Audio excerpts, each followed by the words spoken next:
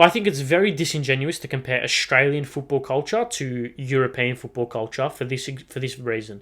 And that is because in Europe, football is ingrained in the culture no matter what happens. It would genuinely take the world ending for Italian ultras not to go to games, for Italian people not to go to games, for Croatian people not to go to games. Whereas we've seen one decision by the FA or one poor thing happens on the pitch, Australian football fans will walk out of the stadiums. Hello everybody and welcome back to another episode of the Two Footed Tackle podcast. I'm your host Ari Stamatakos, episode 21 I think, 21 I think, of season 2. We're cracking on. We're well over a year of this whole Two Footed Tackle podcast thing, which has been a crazy kind of crazy 12 and a bit months. But yeah, we are here for another episode. We're back again Tuesday 6 p.m. Australian Eastern Daylight Time, or whatever Melbourne time is. I don't know. I think it's daylight time. Yeah, we're back. Hope everyone's well. Hope the weekend treated everyone nicely since we last spoke. Hope your teams won over the weekend if they played. Yeah, football was back. No Prem, unfortunately, but the football was back. A lot of FA.Cup obviously was here. A lot of Bundesliga happened. Serie A happened. Ligue 1 happened. La Liga happened. A-League happened. A lot happened, which we'll touch on. We won't really touch on all of that. We'll touch on some of it. But yeah, hope everyone's well. Hope the week treated you all very, very nicely. And I hope you enjoy about an hour of some bloke chatting shit about football, which is just the best pastime, isn't it? The best pastime. But yeah, before we start, I implore you all very kindly, very graciously, in fact, to subscribe to the Two Footed Tackle podcast YouTube channel. If we could hit, we're on 366 at the time of recording. So what are we talking? 400 by my birthday, April 28th. Well, we've got 44 to go. 44 to go in just under 3 months? Wait, just under 3 or 4 months? Yeah, just over 3 months, I think. Feb, March, April. 3 months. There you go. Just under 3 months. Could we get 44 subs? Get to 400 by my birthday? That would be amazing. That would be very nice. So if you want to help me reach that goal, share it around. Well, firstly subscribe and get all your fake spam emails. Get them to subscribe as well, and then share it around. Tell your mum to subscribe. I reckon she might like this. I don't know. Tell your dog, your cat, your grandfather. Tell your uncle. I don't know. Just tell anyone to subscribe.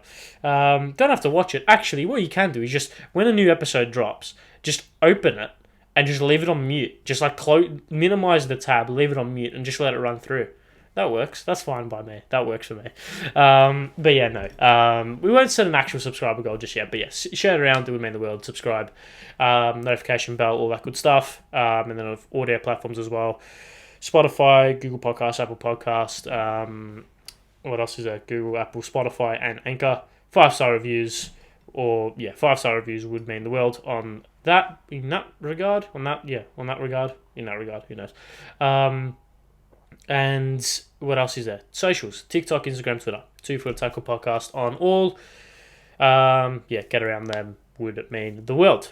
All right, let's crack on. I am, just forewarning, I think I'm battling some form of tonsillitis. I don't know why. I don't know how. If you can remember, I had tonsillitis throughout the World Cup. Maybe TMI, but oh well. I had tonsillitis throughout the World Cup, which made it very difficult to record a podcast every day where I was speaking non-stop for 40 minutes, but that's beside the point.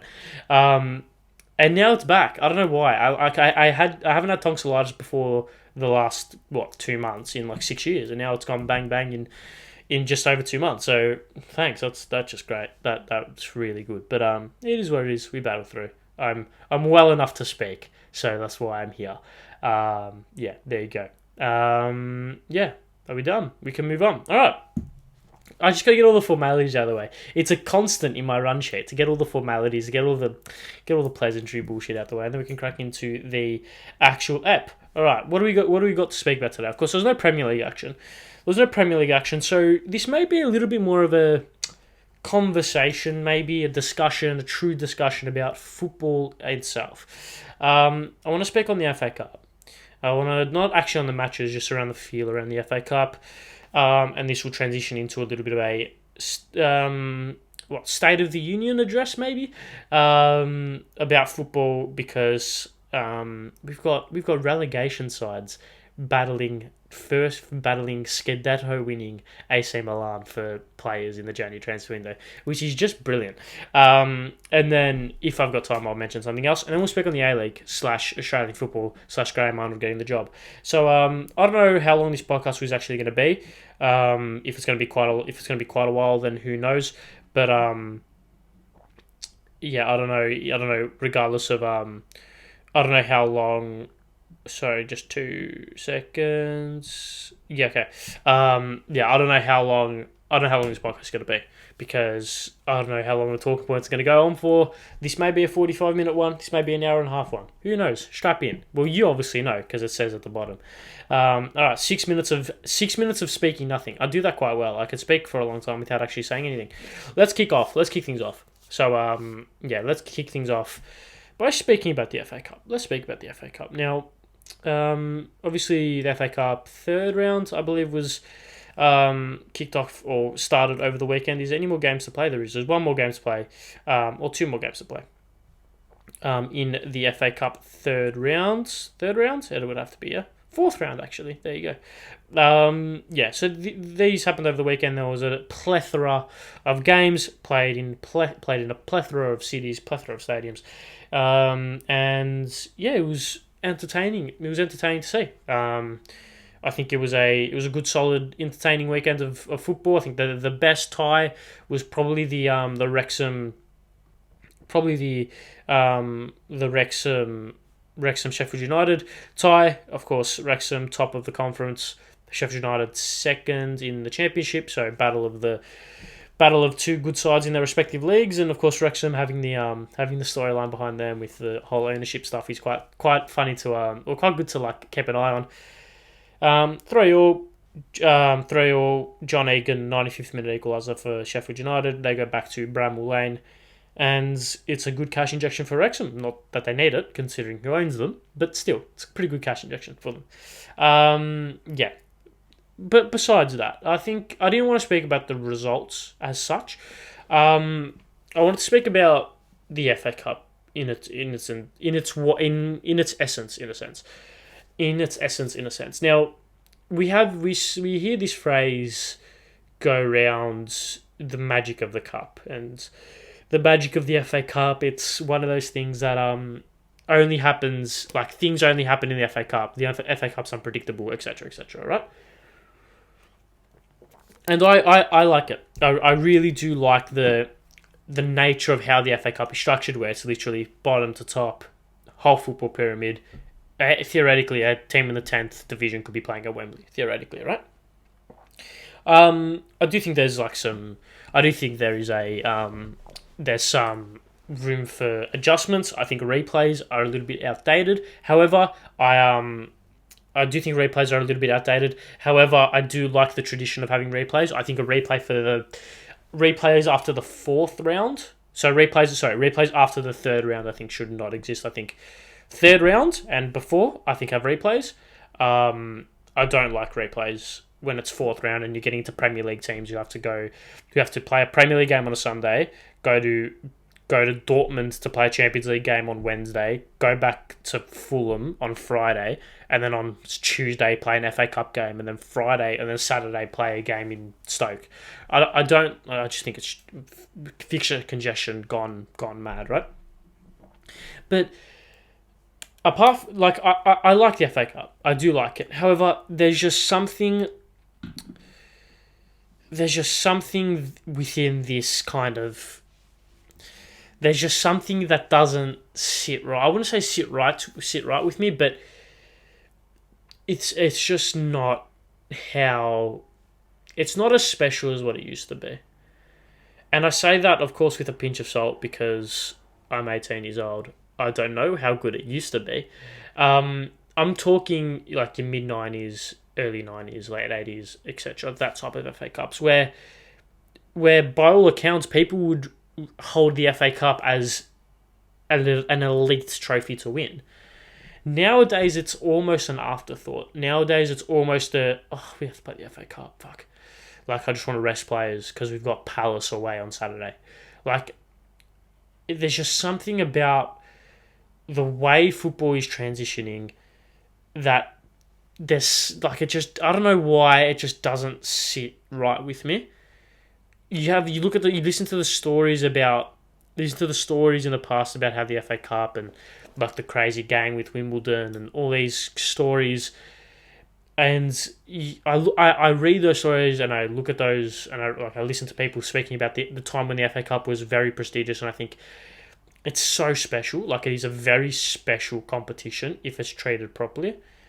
I love the fact that it's practically not a national holiday, but I think it's one of like 10 sports that is protected by law in terms of it has to be free to wear, in the UK at least. Don't quote me on that, but I think it's one of about 10 or 15 sporting events that has to be free to wear, or the equivalent to whatever they call free to wear over there. But I like that fact, but I like the pomp and circumstance around it still. I just feel like there's something missing about the magic of the FA Cup, barring the Wrexham,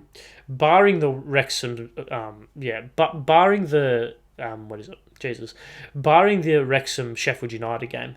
I can't find that magic in the cup anymore. Like, there is no, to me at least, there is no true magic in the FA Cup left, and that breaks my heart. That actually shatters me, because now clubs are treating it like an afterthought. You've got the best clubs are treating it like an afterthought because the money in the Premier League means staying in the Premier League is unbelievably more important than it ever is before. So if you're on a relegation scrap, you're not going to be playing your best team for an FA Cup. If you're gunning for the top four, you're not playing your best team in the FA Cup. If you're gunning for the Premier League title, you're not putting your best team out in the FA Cup.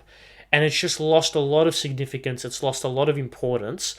And it just takes away the tradition, the integrity, the kind of the prestige of football, especially in England, because now it's very commercialized, it's very monetary driven, and we're losing that sense of localness, and we are, as if I live in England, right? But they're losing their sense of localness, being humbled, being grounded, and appreciating what they've got in that respect. Teams aren't playing their strongest team anymore. Teams aren't playing their strongest team in the FA Cup anymore. And it's shattering. It's shattering because I adore storylines, right? And this might sound a little bit like childish or like not petulant, but you know what I mean. I'm really upset. Like, I'm not losing sleep over it, but I'm annoyed at least about the fact that clubs aren't taking the FA Cup seriously, because the reason why the magic of the cup exists is because everyone treats it as seriously as each other. So when the upsets do happen, when Wimbledon win the final against Liverpool in whatever it was, 88 or whatever it was, those moments feel so much more special.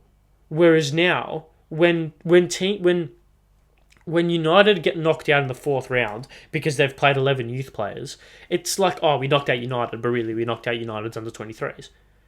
So that, and the reason why, it's because teams have to make top four. Teams have to survive relegation. They have to. Otherwise, the monetary value of their club drastically diminishes. And this goes back to what I'm going to touch on a little bit later, and is the overimportance or the influx of money into the Premier League and into football is damaging its most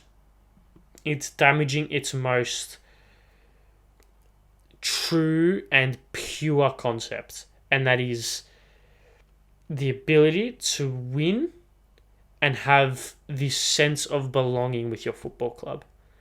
I mean, I'm wearing a Chelsea Cup Winners' Cup 19, the 88, 89, the 98, 99 Cup Winners' Cup, 98, 99 Cup Winners' Cup thing, right? The top that Gianfranco Zola won this trophy in, not the top obviously, but like you had players like Zola, Vialli, Wise, Petrescu, these players, right?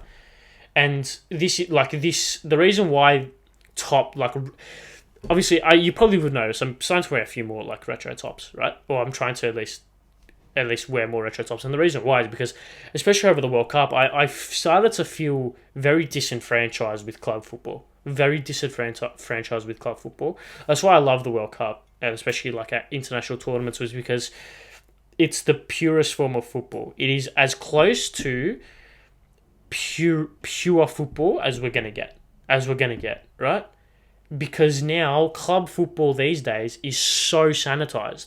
Club football these days is so like, I don't know, it's cheap. Like, it is cheap. Football these days feels cheap. It doesn't feel pompous. It doesn't feel like there's circumstance and there's these like iconic kits or iconic stadiums, iconic players. Everyone just feels the same. Everything feels the same. There is little personality, and I just feel like I notice it a lot with the FA Cup because of how much I haven't cared about it. When really, the FA Cup should be one of the purest forms of football there is. But because anyone can beat anyone, no, like there's no relegation promotion. There's no like elitism about it. I don't know. I really don't know. Like, there's, I don't know. I was thinking about this, and I was like, how am I going to approach this topic, right? How am I going to approach this? How am I going to approach this topic? Because I feel like it's quite nuanced, right? I feel like it's quite nuanced, in its entirety, right? It's quite it's quite nuanced in its definition. Sorry, but the reason why I brought this up was because I think I might summarize my points. Over the weekend, the FA Cup I felt very disenfranchised by, and I was like, all right, why do I feel disenfranchised about the FA Cup? And really should be the purest form of English football there is. And the reason why is because there's no stories anymore. Barring Wrexham, there's little to no stories in the FA Cup. There is no reason to get involved. There's no reason to amp yourself up about games and about storylines. Like when football was at its purest form, everyone was so unique. There was no two players were the same, no two clubs were the same, no two stadiums were the same.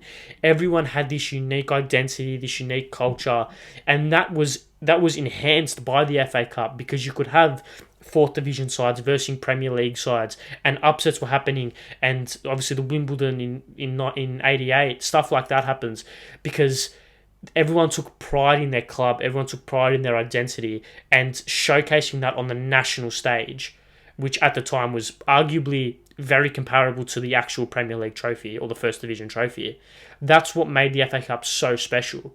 Whereas now, you have to stay in the Premier League, otherwise your financials are going to go straight down. You have to get top four because of your financials. You have to win the Premier League because of your financials.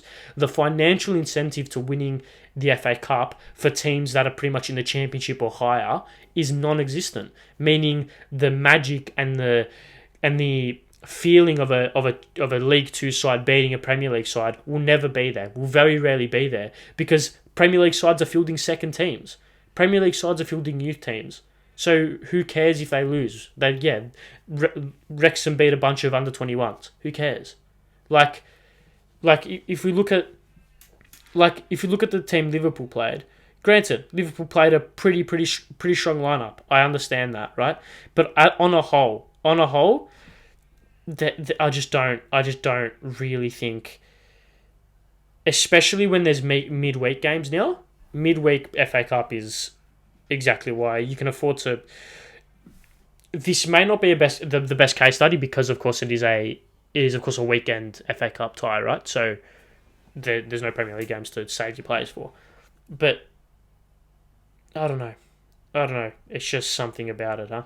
There's just something about it which I just don't feel. I just feel so disenfranchised with club football. So disenfranchised with club football because everything feels so sanitized. Everything feels so same and materialistic and only about money that I looked to the FA Cup to give me that kind of buzz of traditional football, and it's still the same as what I've been watching for the past 5 years. That's why I wear these kits. That's why these two players are behind me, right? Because I like the storylines, I like the uniqueness of players, and that's why I love international football, because international football is its purest form of football. That's just my personal opinion. And this is going to transfer over to another point that I'm going to make very soon. If I am I done? I just want to make sure I'm done with this point. But yeah, anyway, I mean, if we look at the past winners, right?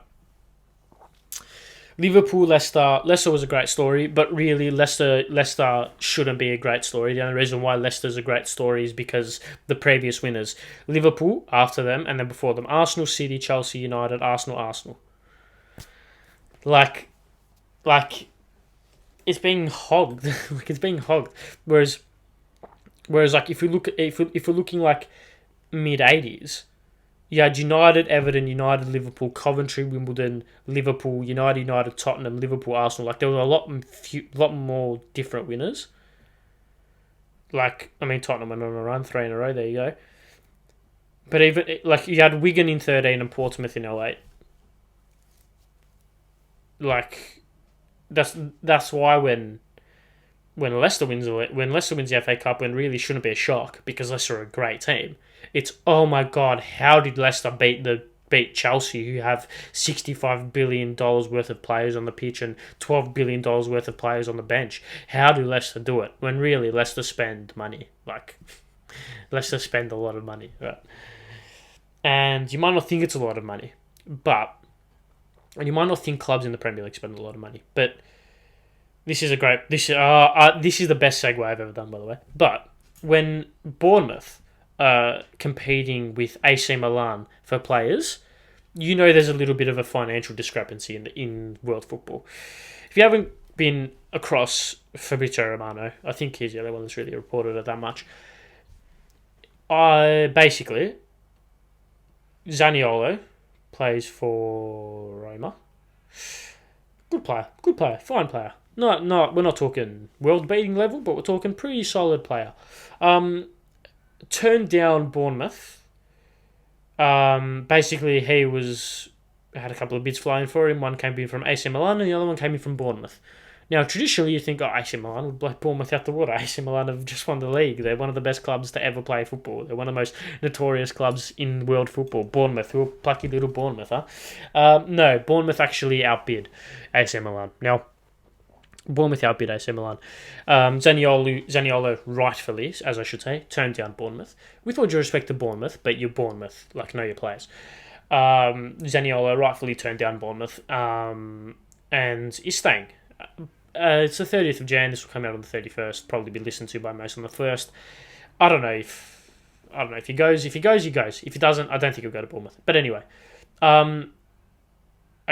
This got me annoyed. And this goes back to what I said about football, right? I had a long and heated discussion with my uncle today, actually, about this very topic. Because he raised great points. He raised perfectly valid points. I think it was a good discussion, and the gist of it was you shouldn't critique Bournemouth for being able to spend £30 million on a player, and AC Milan should not have a divine right to outbid Bournemouth just because of who they are. And I somewhat agree, somewhat disagree. Now, the reason why is because this conversation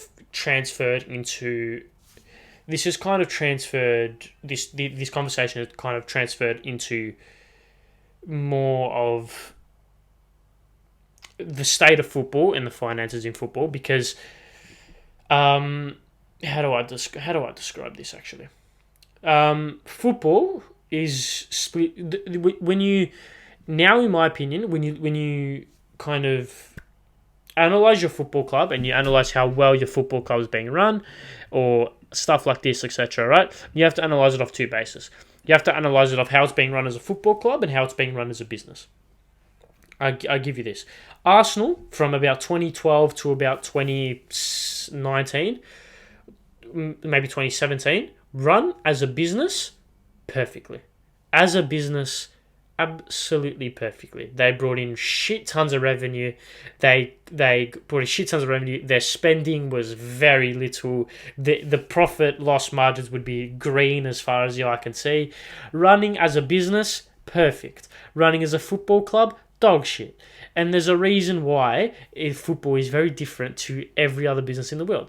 Is because the KPIs that football clubs have is extremely different to the KPIs normal businesses have. And I'll give you an example. What am I using? Canon, right? Canon's my camera, right, that I'm using.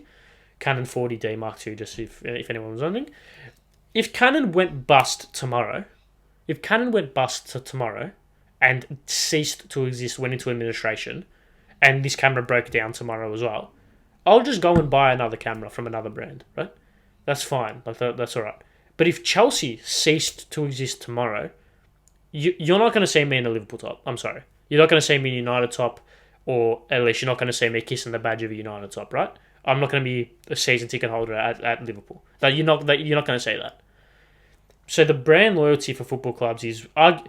The key stakeholder for football clubs is the people, is the supporter base, right? That should be plain and obvious.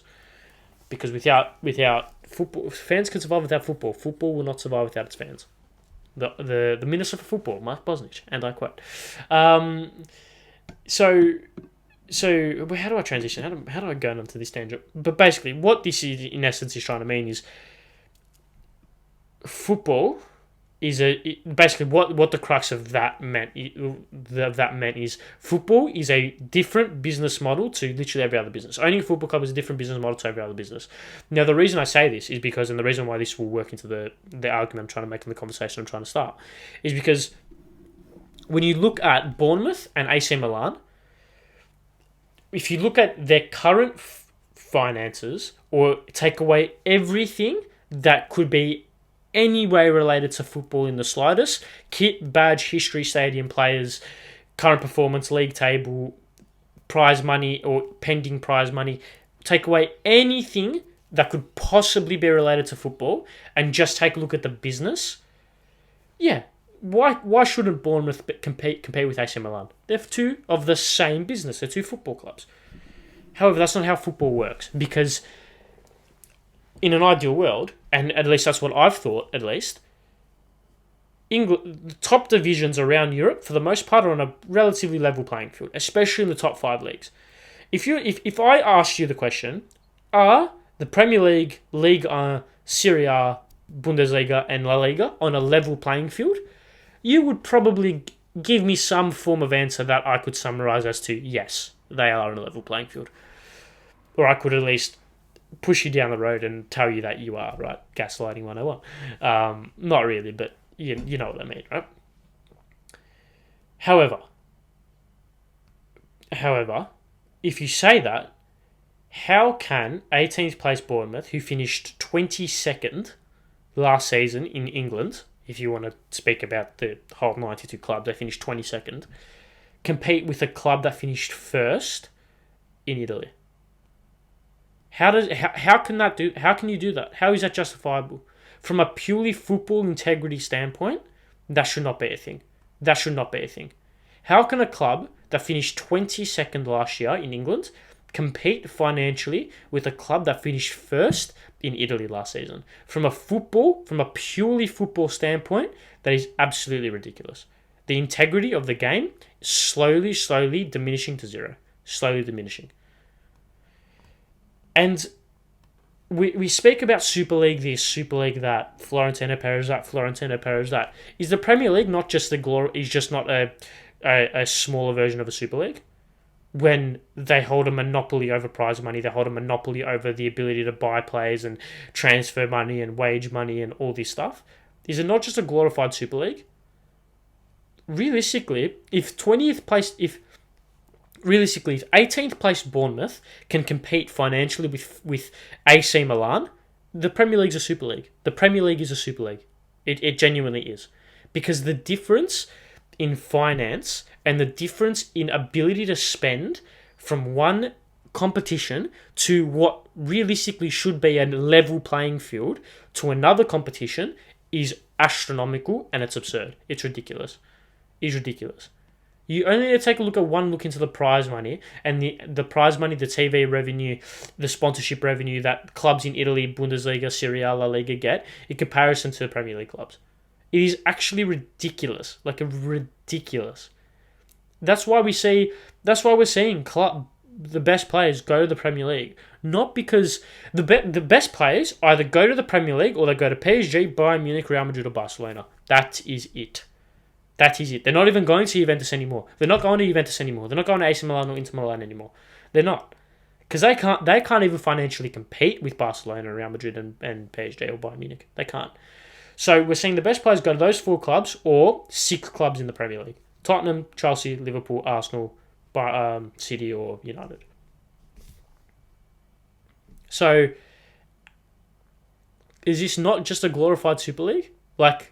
Is it not just a glorified Super League where the ability for clubs to spend within their league bracket is so much greater than the ability for teams to spend in another league bracket? Is ridiculous. It's a glorified Super League. It has to be. That is the only kind of conclusion I can come to this. No? Is it not?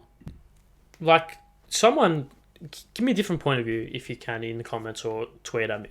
Tweet the podcast. But maybe not glorified Super League. Maybe that's a bit harsh. Maybe it's not a glorified Super League, but money in football now is just beyond the point of any sort of justifying it, beyond any form of repair. It's ridiculous. It is ridiculous. It is now where we fucked it for ourselves, right?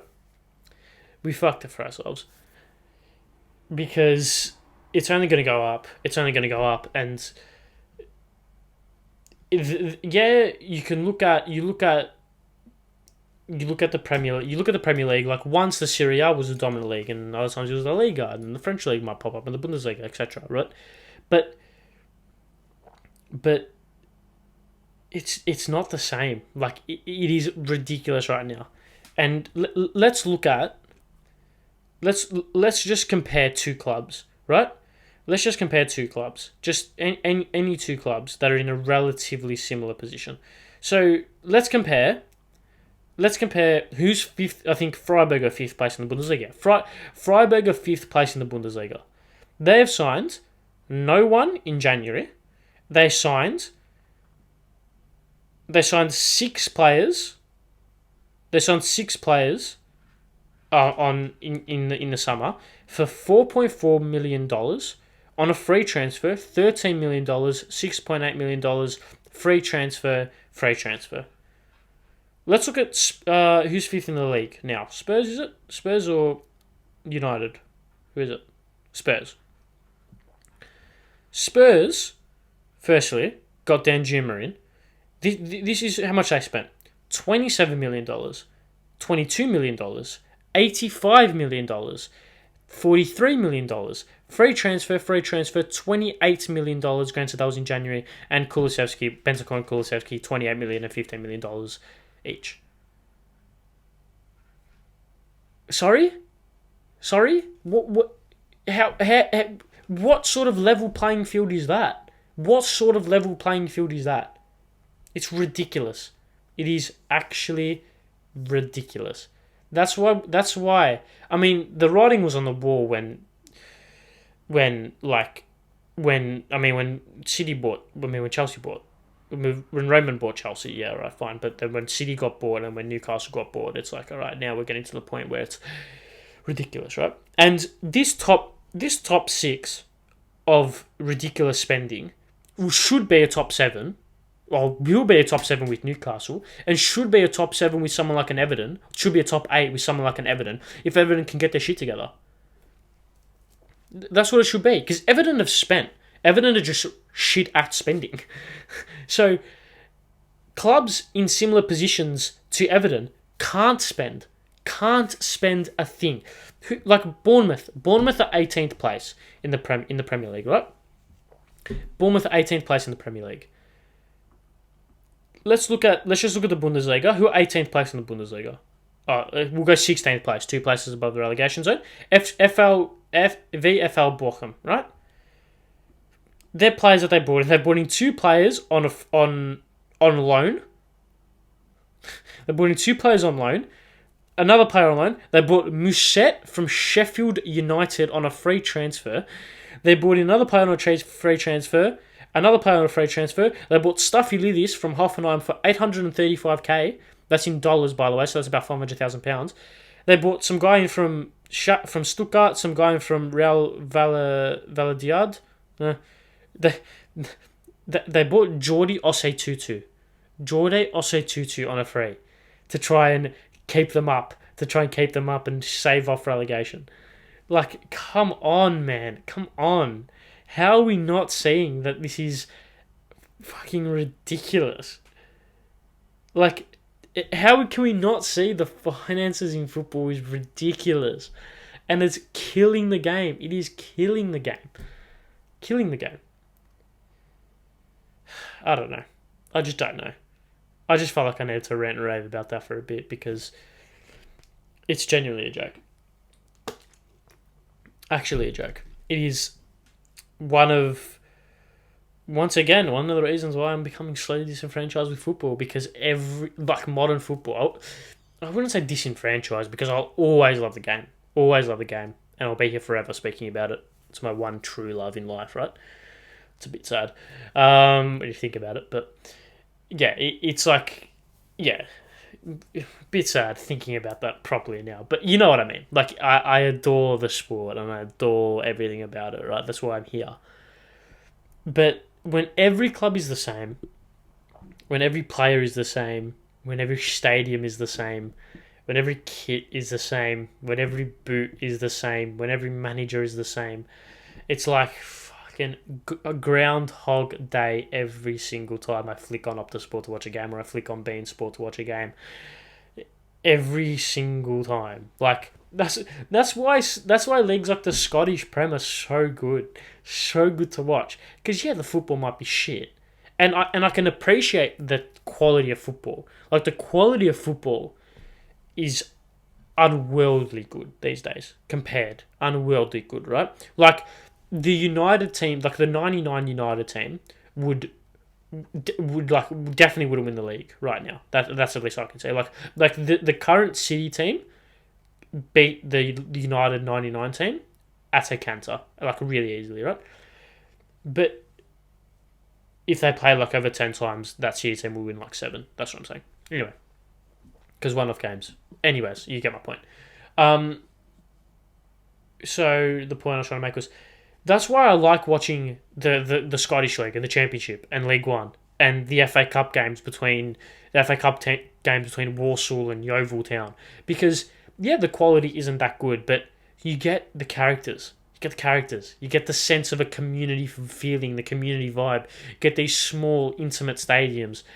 That's why I like watching the A-League as well, because you have characters. You have characters in the A-League. Granted, not a lot of them, because 12 Poppy Syndrome and that, but we have characters. We have players who want to push the boundaries of what they can say and what they can do, and be characters, be just flamboyant, like be themselves. We have small, intimate stadiums, unless you're playing in a not stadiums like that, where it's small, where it's intimate, where it's intimidating to go to, but also feels like a little bit of a proper stadium vibe that is friendly but intimidating but vibrant, but almost like a fortress type thing. Because you get those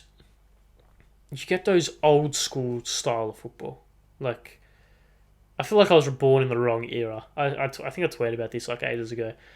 90s football seems so much better than actual football these days. Because it's like, yeah, social media is, and I'm fully aware that without social media I would not be doing this, and without social media I wouldn't have any resemblance of a job, if you were to call this that, which it definitely isn't. But yeah, like I'm fully aware of that, right? But I don't know. This kind of has just taken me down this path. Football is a business now.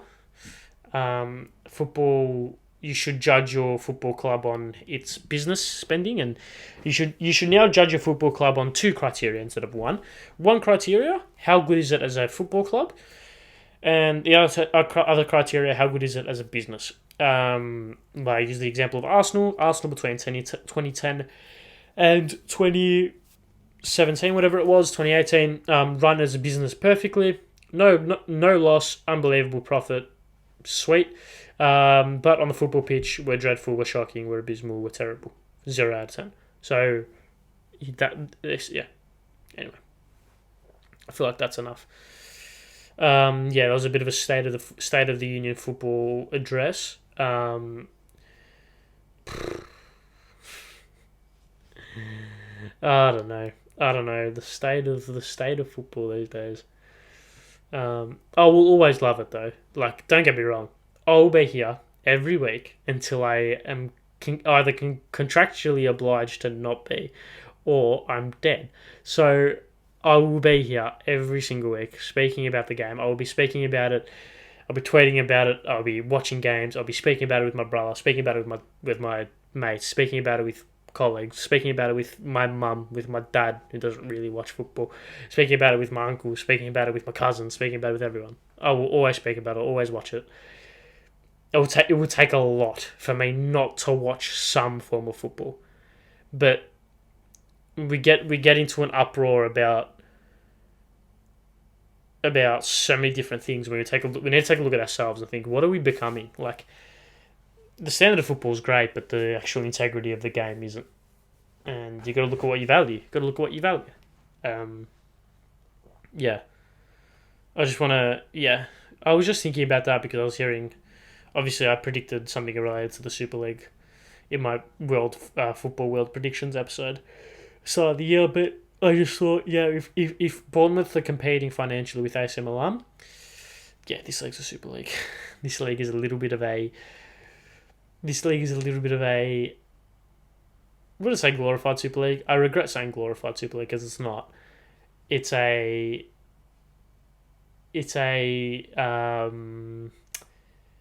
kind of like a Super League that's like hiding under a table. That's how I would describe the Premier League. It's going to come out eventually and like surprise everyone. But for those who have seen him under the table for the best part of half an hour, we'll be like, oh, he's right there. And when he comes out, it's not a surprise. But to those oblivious, it's going to come out. It's going to be a surprise, and uproar will ensue, I'm sure. But anyway, let's move on. Let's move on to some A-League chat. Quite a few things to speak about. Actually. So we might go past an hour, hopefully. Four things I want to speak about. Let's speak about the RBB, shall we? Let's speak about the RBB. Now, this I don't really want to speak about. Actually, I do want to speak about it because I feel like it's important to speak about it. Firstly, can I just say the Western Sydney versus Central Coast game on the weekend was magnificent. The Western Sydney Central Coast game was really, really good. Really entertaining game, back and forth. Both teams kind of vying for a win. Both teams at the top of the table, not top of the table, but top end of the table, needing all 3 points. Youngsters coming on and showing how exuberant, how vibrant they can be, and how good they are. You have players coming from like unsung heroes showing themselves. You had good atmosphere, good night, good crowd, loud crowd, and really good game, really good advertisement for the league. Except the RBB being children and storming Central Coast Mariners fans. Now, contrary to popular belief, I actually love active support, and I actually really want active support to thrive, because I think if there's no active support, there's no A-League. Because in order to attract people to come to the A-League, they're not going to be attracted by what's on the pitch, they're going to be attracted by what's on the stands. The active support, just want to get that out there, right? But because a lot of people, especially on TikTok, have been slamming me for hating active support. I just want to put that nice and clear. But when you compare, I think it's very disingenuous to compare Australian football culture to European football culture for this reason. And that is because in Europe, football is ingrained in the culture no matter what happens. It would genuinely take the world ending for Italian ultras not to go to games, for Italian people not to go to games, for Croatian people not to go to games. Whereas we've seen one decision by the FA or one poor thing happens on the pitch, Australian football fans will walk out of the stadiums, right? Australian football fans, at the drop of a hat, will not go to games because football is not ingrained in the culture of Australia yet. The way you would do that is by having a squeaky clean record in a sense, and then you can be allowed or given the benefit of the doubt when it comes to some poor behaviour. Because football is not ingrained in the culture, any slight petulance, any slight poor behaviour by any active support or by any supporter group or by any player, any coach, any club is amplified tenfold because people aren't obliged to go to games, unlike a lifelong Lazio fan is almost obliged to go to games because his dad went, his grandfather went, his great-grandfather went. That is not the same here. So we need to be so careful in every regard to make sure that football is welcomed to this country and is welcomed and is ingrained in this culture. Then, only then, we can slightly, I wouldn't say get away with, but only then we can slightly excuse or brush aside slight poor behaviour because you have a track record of being very good for the country, good for the culture, good for the economy, etc., etc. That's why I should say I lost my train of thought. That's why when Victory fans storm the field, when Old Sam fans when Old Sam fans storm the field, when the RBB do something slightly stupid, it's amplified tenfold and it's really bad for the league because those people sitting in that family bay at Central Coast probably won't want to come again if that's going to happen to them. Whereas if they've gone for 10 years, if their dad has gone for 50 years, if their great-grandfather has gone for 150 years, they're always coming back. Whereas now, they almost have an excuse to go, you know what, this isn't for me. You can get fucked, basically. That is why it is so careful. We have to be so careful, like ridiculously careful. And I don't want it to be. I want this country to be able to not get away with and not excuse, but have more good than bad when it comes to poor crowd behaviour. Because what the RBB did isn't that bad. It really isn't. But when you look at it in the context of the league, it's very bad. It's not good at all. It's not good at all. That's just a slight rant. But you need to look at it from a contextual perspective. You can say, yeah, if this happened in England, this would be fine. Who cares? But we're not England. We are not England. We aren't England. We aren't Croatia. We aren't Turkey. We aren't Bulgaria, Romania, Italy, Spain, France, Germany, Switzerland, Holland. We're not these countries where football is ingrained in the culture where no matter what happens, people are still going to go to games. So we need to be so careful. We need to be so careful. And I don't want it to be like this, but that's how it is. Fact of the matter is, that's what it's like. That's what it is. And I don't want to be speaking about it because I wanted to speak about a great game and how good of an advertisement it was for the league. But I mean, yeah, that's why I just saw this rhetoric floating around on Twitter. I saw this rhetoric float around on Twitter especially, and I thought, it's not the same, man. It's not the same. It's not the same. We aren't England. We're not Holland. We're not Switzerland. We're not Germany, where slight petulancy from fans can be excused and people will still go to games. People will leave. People will walk out. And if people walk out, guess what? You're not watching the A-League. So with the NSL, the NSL had far more issues than just people not going. But you know what I mean. So yeah, we need to be just careful. just be careful and not be dumb and not be stupid and just play by the rules, because you can good active support aren't dickheads. What OSM did was dickish. What the RBB did, while it wasn't on the same level, was still very dickish. It was still dickish, right? What they did, while it wasn't throwing a bucket at Tom Glover's head bad, it was still putting a bad name on the league and putting a bad name to the casual fans bad, which is something that people need to understand. That's all. Because you can say, wow, this happens in Turkey all the time. We're not Turkey. We aren't a country that can afford to justify, if you were to use that word, justify poor behaviour. And say, yeah, they're poor behaviour, but look at how cool they are. Look at they've got so many flares. Look at the flares they've got. That's sick. We can't do that. We need to be careful. We need to be very careful. Otherwise, I'm not going to be speaking about the NEA League anymore, because there won't be any A League to speak about. All right. That's topic number 1. Tick. All right. Topic number 1 out of the way.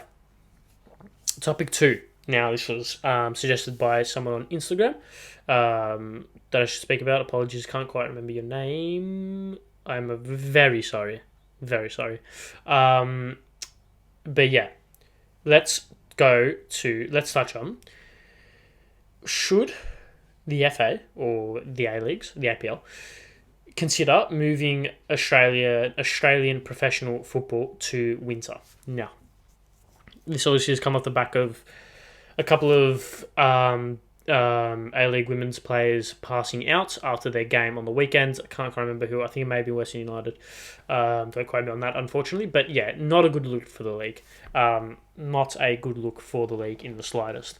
People passing out because of heat after games. The quality of the games has been something that is a lot of people have talked about the quality of the leagues. The quality of the games is diminishing because of the heat, and because people are basically suffocating while playing the game, and you can't really play football in 40-degree heat. What a surprise. What a novel concept that is. So should the APL or the FA look to move this to winter? Now, let's look at the pros and cons. Pros. We're not playing games in 48-degree heat. Tick. It doesn't line up with the European calendar, but in terms of every other European team, pretty much most other nations in the world playing their season in winter, it kind of lines up. We're one of the very few that played in summer, I believe. Maybe the MLS played in summer as well, I think. MLS do play in summer. Yeah, I do. Anyway, besides the point. We're one of very few. Okay. Winter is a far better. It also lines up with junior sports as well. It also lines up with junior football, which is obviously just better. Lines up with NPL or etc. And it would make it just a lot more of a streamlined process, because you would have it as a year-based thing. Instead of it being the 2024-25 season, it would be the 2025 season, 2024 season, because you're not playing it over Christmas. And also, people can get Christmas and New Year off, which I think that's good. I think that's good for people to have. There's pros. Cons. You're competing with AFL and Rugby League for people to go to games. The grounds potentially may not hold up if you have a rugby league game on a Friday and a A-League game on a Sunday in torrential rain. May not hold up. We're actually seeing A-League games be postponed because of torrential rain. I mean, we saw the MacArthur game on the weekend have a literal cow's paddock as a pitch. I think it was MacArthur anyway. Have a literal cow's paddock as a pitch. So, it was MacArthur, wasn't it? Yeah. Have a literal cow's paddock as a pitch in January. So that of course was shit. So imagine what it's going to be like in the middle of winter when it's raining left, right and centre. That won't be good. And I mean, it doesn't get too cold, so that's not an issue. Apart from that, I can't really think of any cons. Um, maybe one con would be you'd probably have to postpone a whole season. Um, Unless, yeah, you'd probably have to postpone a whole season and have maybe 8 months, 9 months without football. Probably. Um, unless they go, unless they start a season in August, end it in Feb, and then start again in May, and then go May, April, January, March, April, May, June, July, August, September, October. Unless you do it that way, another 6 month season. No, but then you'd have 6 months off, and that's stupid. So you'd probably have unless you do that, and then your next season would be April, or it'd be April, or it would be March, April, May, June, July, August, September, October. Have it all the way to October. But that, of course, lines up with the National Second Division and promotion relegation and more than 12 teams in the league, which is obviously something that the A-League should be doing and something that the A-League will probably be implementing very soon. But you can't... I don't think the move...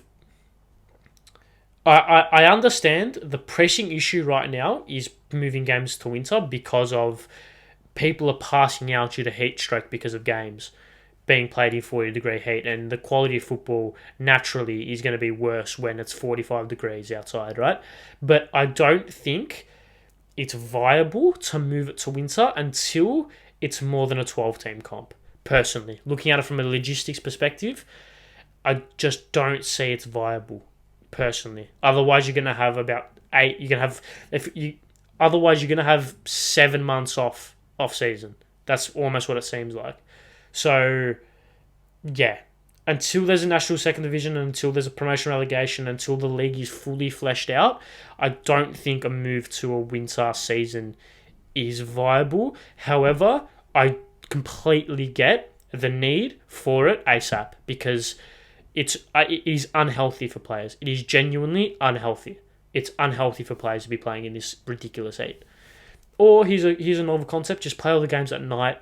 Just play all the games at night for 2 months. Like, it's fine. You'll survive. Like, it's alright. It's fine. Just play simultaneous kickoffs. It's better than having people pass out. Like, come on. Just use common sense. Not everything has to be about broadcast revenue. Think about the health of the players for once. And speaking of health of the players, why is it taking 15 minutes to get an ambulance to some guy who's got a broken leg? Obviously, I'm referencing the one day incident. And before I start, I wish one day all the best in his recovery, speedy, healthy.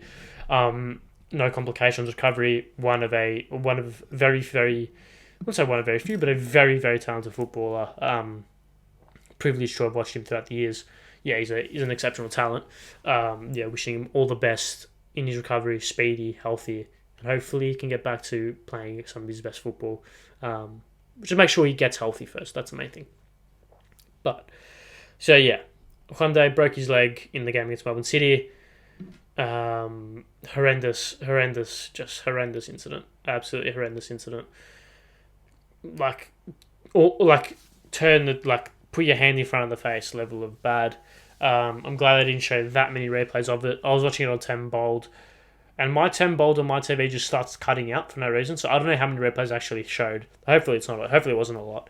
But should there be ambulances at games? Should there be? I don't know.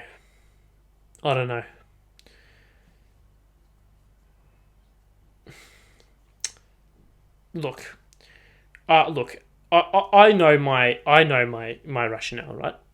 I'm just trying to think of it from a pros and cons and from an opposite argument perspective. Especially in Victoria, the health sector, if it's called that, or the ambulances and the paramedics and stuff have been in very short supply, especially throughout and in subsequent of the pandemic.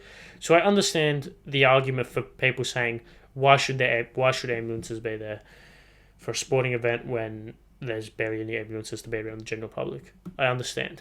However, every single professional sporting club in the country, every single professional sporting ground in the country should have an ambulance on standby. especially in the wake of what has happened with the likes of Christian Eriksen and with the likes of Sergio Aguero, with players like this, not even just for leg breaks, but for circumstances like this which could occur, and we're seeing an increase of these incidences occur, or at least the publicity of these incidents occur at least. I think they should be at all times mandatory. Now, of course, it was a law passed that either not allowed to have them at sporting grounds or not necessary. I'm talking about Victoria. Not allowed to have them at Victorian sporting grounds or not compulsory to have them at professional sporting grounds. I know that Victory have an ambulance on standby at every game that is paid for by the club, and that is a private thing.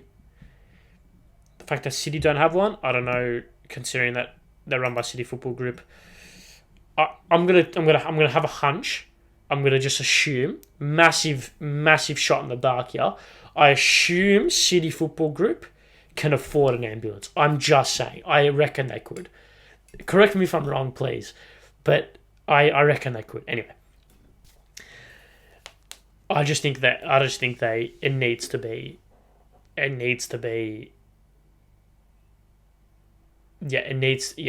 needs to be a thing. That needs to be a thing. Because we're having people with broken legs. Sitting on the ground for 15 minutes. And let's not forget, like, a broken leg inherently may not cost someone their life, but if you leave a broken leg unattended to by proper medical professionals for 15, 20, 30, 40, 50 minutes, who knows what could happen? How many complications could have happened? Especially if it's a horrid leg break, if it's a ruptures of skin or something like that, it could lead to very serious consequences if not attended to immediately, right? And then, God forbid, something like what happened with Eriksen and Aguero and these players happens. God forbid that happens. And as well as people in the crowd as well. Let's not forget, right? Let's not forget people in the crowd. So yeah, I didn't want to speak about Hyundai too much because I don't really want to try and speak about people getting injured. Let's move on to the final talking point. Is of course Mr. Graham Arnold keeping his job 4 years. Here we go. If you want to know my full thoughts, head on over to the Inner Sanctum YouTube channel. I did a full breakdown of it, 20-minute video discussing it, pros, cons, reasons why shouldn't, the details of the deal, etc., etc. Go over to the Inner Sanctum YouTube channel for that. Brief thoughts? I don't know. I was very diplomatic in that video as well. Here I can be a little bit more on the edge. I think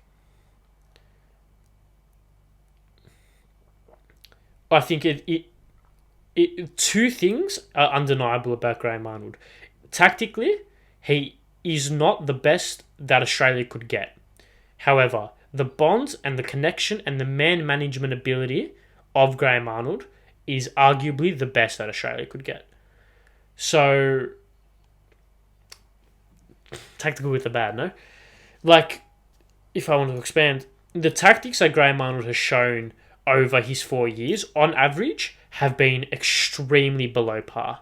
However, you can't take away from the fact that he got Australia's best ever finish at a World Cup, won 2 games, which was never done before, and had this bond, this unity, this connection with the squad that no other manager in world football could potentially produce.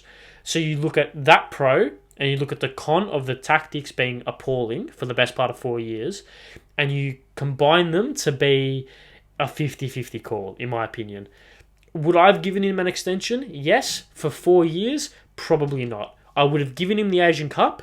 If he failed at the Asian Cup, I would have let him go. However, I do think it would have been good for him to leave the job on a high, having been the most successful Socceroos manager to date. He can go off to Europe or to Asia and kick on with his coaching career, and then he can hand the reins to someone who can potentially take this squad and kick on with them and maybe win the Asian Cup, get to the quarters of the World Cup, who knows, and a little bit more of a tactically better manager.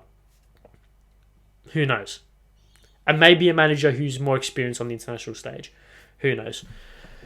They're my brave thoughts. Once again, full thoughts. Going to head on over to the second YouTube channel.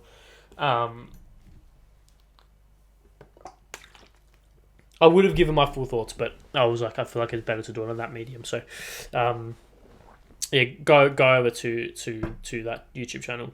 You see more of my face over there as well. So, if you're watching this, I assume you somewhat, to a very little extent, like, anyway, I don't know what I'm saying. Go over, give me some support. I would appreciate it highly. View my videos, watch mine. Don't watch anyone else's. I'm joking. They're a bunch of good people who I work with. So yeah, watch it. Just subscribe to the Insane YouTube channel as well. Watch me, watch every video, like all the videos. Yeah, but yeah, Arnie. Does he have to win the Asian Cup? I don't think he has to win the Asian Cup. I don't think he has to win the Asian Cup. I think he has to make a semi-final. If Arnie makes a semi-final of the Asian Cup, I think that's a success. Depending on who he loses to as well. If he loses to like a Japan, South Korea, then right, yeah, sure. If he loses to an Oman in the semi-final, maybe not.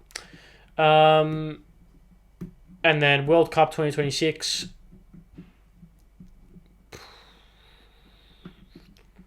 What are we speaking? What are we saying? 16? 30? Round of 34? No, round of... Yeah, 34. Is it? 34? 32. Round of 32. Round of 32? Or round of 16? Second round. That's what I said. I think the expectation for 2026 should be the second round of the tournament. So whether that's a round of 16 or a quarterfinal, that's what it should be. I mean, if we came within one goal of Argentina... I mean, why can't we? We would have like if Argentina if some results went slightly differently on that final day in Group C, we could have versed Poland and we would have beat Poland and we would have been in a quarterfinal of World Cup, which is quite insane to think about. As you could probably hear my dog barking. Maybe she's giving me my cue to stop speaking to myself or stop speaking to a camera for an hour and 7 minutes and go downstairs and entertain her because she's obviously is bored or for whatever reason she's barking. But anyways, more rambling. Yeah, that's my opinion on Arnie. I don't know. Anyway, it is what it is. It is what it is, isn't it? All right, let's move on. And let's finish things up by going on Who Went Into Footed. Basically, this is the only segment on this podcast where we go through some players, staff, coach, organisation, fan who did something daft, silly, funny, stupid, not very good over the weekend. And if you were on Twitter, you probably saw this clip of some bloke doing the worm kind of celebration. I think he ran onto the pitch. A fan ran onto the pitch and did the worm. I think it might have been the Leeds game, which I thought was quite funny. I just think that's quite stupid, but yeah, it is what it is. It is quite hilarious. All right, let's wrap things up. Let's go through a preview of the week. We've got FA.Cup semi-final second leg. I think Newcastle will beat Southampton at home. United versus Forest, second leg. United win that at home. Any other matches? Any other key matches that we can speak about? Tottenham City. I think City win that quite comfortably. And then we speak again. All right. We're done. Another week. Done and dusted. Yes, done and dusted. Another week. Another podcast. Another talking to myself or talking to a camera for an hour and 9 minutes. Well, talking to anyone who watches this, of course. All right. Thank you very much for watching our episode of 2FTPod podcast. Make sure you subscribe. Subscribe to 2FTPod podcast YouTube channel. All the socials in links in the descriptions. Bios of Instagram and Twitter and audio platforms. The whole 9 yards would mean the world. Thank you very much for watching. See you guys next time. Speak soon and goodbye.